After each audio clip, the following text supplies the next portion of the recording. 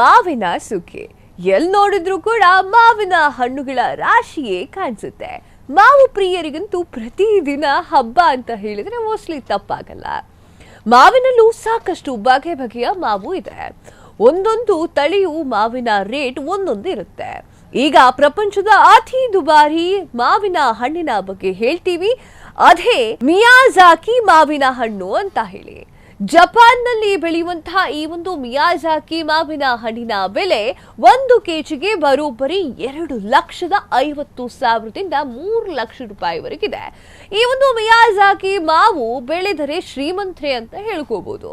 Miyazaki ಮಾವು ವಿಶಿಷ್ಟ ರುಚಿ, ವಿನ್ಯಾಸ ಹಾಗೂ ಶ್ರೀಮಂತ ಸುವಾಸನೆಯನ್ನ ಸೂಚಿಸುತ್ತದೆ. ಇದನ್ನ ಸೂರ್ಯನ ಮೊಟ್ಟೆ ಅಂತಲೂ ಕೂಡ ಕರೀತಾರೆ. ಇಂತಹ ಮಾವಿನ ಮರವನ್ನ ಬೆಳೆಸೋದು ಸುಲಭನಾ? ಖರ್ಚು ಎಷ್ಟು ಬರುತ್ತೆ? ಮನೆಯಲ್ಲೇ ಬೆಳೆಸಬಹುದಾ ಇದೆಲ್ಲದನ್ನು ಕೂಡ ಇವತ್ತು ನಿಮಗೆ ಹೇಳ್ತಾ ಇದ್ದೀವಿ. ಉಡುಪಿಯ ರೈತ ಜೋಸೆಫ್ ಲೋಬೋ ಎನ್ನುವರು ಕೂಡ ಈಗ ಈ ಒಂದು ಅಪರೂಪದ ಮಿಯಾಜಾಕಿ ಎನ್ನುವಂತಹ ಮಾವಿನ ಹಣ್ಣನ್ನ ತಮ್ಮ ಟೆರೆಸ್ನಲ್ಲಿ ಬೆಳೆದು ತೋರಿಸಿದ್ದಾರೆ. ಈ ಒಂದು ಹಣ್ಣಿಗೆ ಅಷ್ಟು ಬೆಲೆ ಇದೆ ಅನ್ನೋದನ್ನ ತಿಳಿಯದೆ ಕೃಷಿ ಮಾಡಿರುವಂತಹ ಜೋಸೆಫ್ ಮೊದಲ ಸುಗ್ಗಿ ಹಣ್ಣನ್ನ ಮನೆಯವರು ಹಾಗೂ ಸ್ನೇಹಿತರ ಜೊತೆಗೆ ಸವಿದಿದ್ದಾರೆ. ಕ್ರಮೇಣವಾಗಿ ಈ ಒಂದು ಹಣ್ಣಿಗಿರುವಂತಹ ಮಾರುಕಟ್ಟೆಯ ಮೌಲ್ಯವನ್ನ ತಿಳಿತಾ ಹೋಗ್ತಾ ಇರುವಂತಹ ಅವರು ಅಂದಿನಿಂದ ಈ ಒಂದು ಮಾವಿನ ತಳಿಯನ್ನ ವಿಶೇಷ ಕಾಳಜಿಯ ಮೂಲಕ ಕೃಷಿ ಮಾಡಿದ್ದಾರೆ.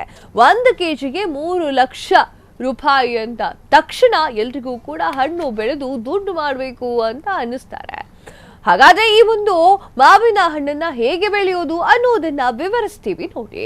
ಈ ತಳಿಯನ್ನ ಅತ್ಯಂತ ಜಾಗರೂಕರಾಗಿ ಬೆಳಿಬೇಕು. ಕೃಷಿ ಮಾಡಬೇಕಾಗಿರುವಂತಹ ಕಾರಣ ಸರಿಯಾದ ಮಾವಿನ ಸಸಿಯೊಂದಿಗೆ ಬೆಳೆಸಬೇಕು.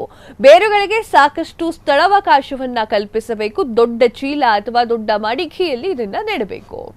ಇನ್ನು ಈ ಒಂದು ಮಿಯಾಜಾಕಿ ಎನ್ನುವಂತಹ ಮಾವಿನ ಹಣ್ಣಿನ ರಹಸ್ಯ ಇರೋದೇ ಅದರ ಮಣ್ಣಿನ ಮಿಶ್ರಣದಲ್ಲಿ.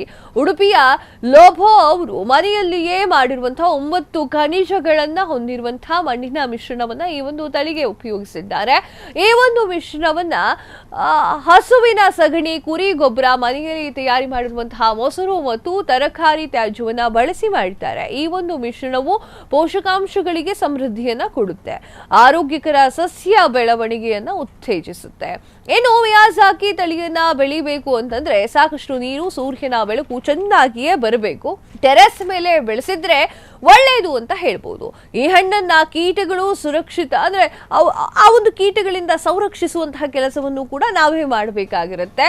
ಬೇವಿನ ಎಣ್ಣೆಯನ್ನ ಬಳಸೋದ್ರಿಂದ ಕೀಟಗಳಿಂದ ಗಿಡವನ್ನ ಕಾಪಾಡಿಕೊಳ್ಳಬಹುದು. ಕ್ಷಣ ಕ್ಷಣದ ಸುದ್ದಿಗಳಿಗಾಗಿ ಫ್ರೀಡಂ ಟಿವಿ ಸಬ್ಸ್ಕ್ರೈಬ್ ಮಾಡಿ, ಲೈಕ್ ಮಾಡಿ ಹಾಗೂ ಫಾಲೋ ಮಾಡಿ. ಹೊಸ ಸುದ್ದಿಗಳ ನೋಟಿಫಿಕೇಶನ್ಗಾಗಿ ಬೆಲ್ ಐಕಾನ್ ಮೇಲೆ ಕ್ಲಿಕ್ ಮಾಡಿ.